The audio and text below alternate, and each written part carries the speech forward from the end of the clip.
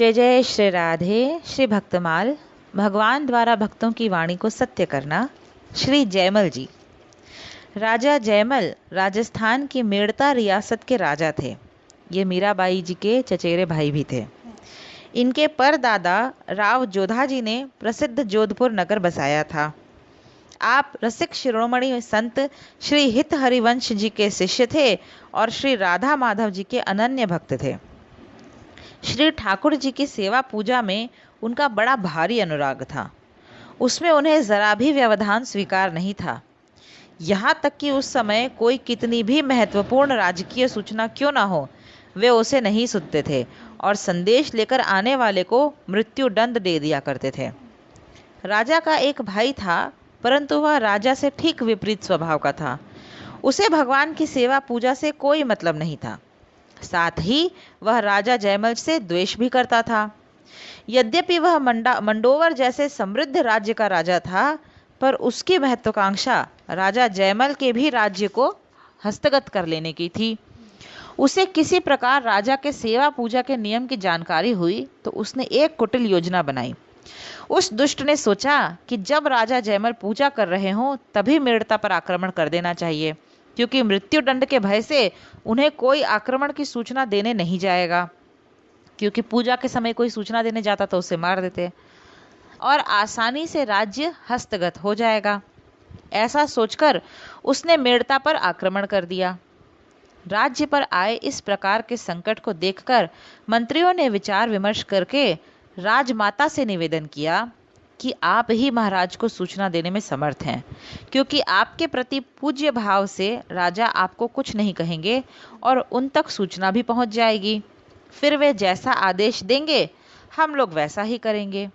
दूसरे किसी को भेजने पर महाराज उसकी बात भी न सुनेंगे और प्राण दंड भी दे देंगे। राज्य पर आए संकट की गंभीरता को देखते हुए राजमाता मंत्रियों के परामर्श से मंदिर में गईं और भगवान की सेवा पूजा में रत राजा जयमल को उन्होंने आक्रमण की सूचना दी।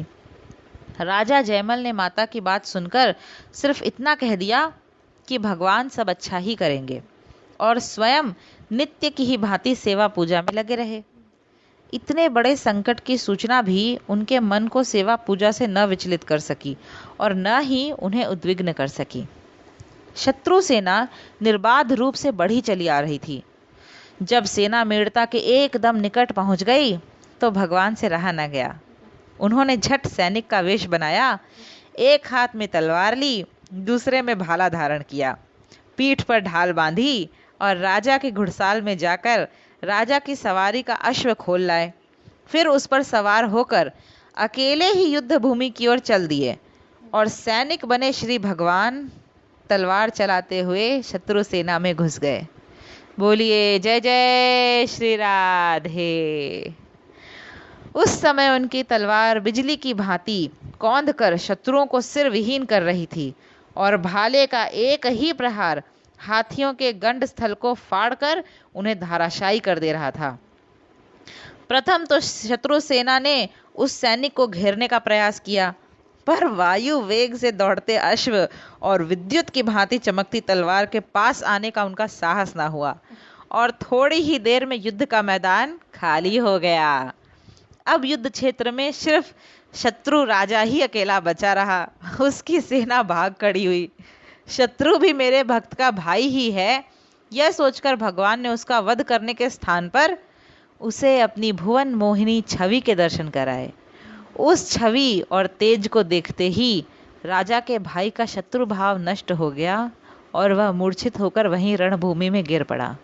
संकट समाप्त हुआ देखकर भगवान रणभूमि से वापस लौट आए और घोड़े को पुनः घुड़साल में बांध दिया।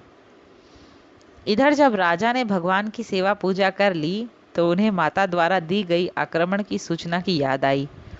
फिर तो वे राजा के कर्तव्य का ध्यान कर शीघ्र ही युद्ध भूमि की ओर चल दिए। वहां जाकर उन्होंने देखा कि आक्रमणकारी राजा की सारी सेना घायल पड़ी है। आगे जाने पर देखा कि आक्रमण करने वाला भाई भी घायल पड़ा है। उसने राजा जयमल को देखते ही सिर झुका लिया और बोला, आपको जो दंड देना हो मुझे स्वीकार है।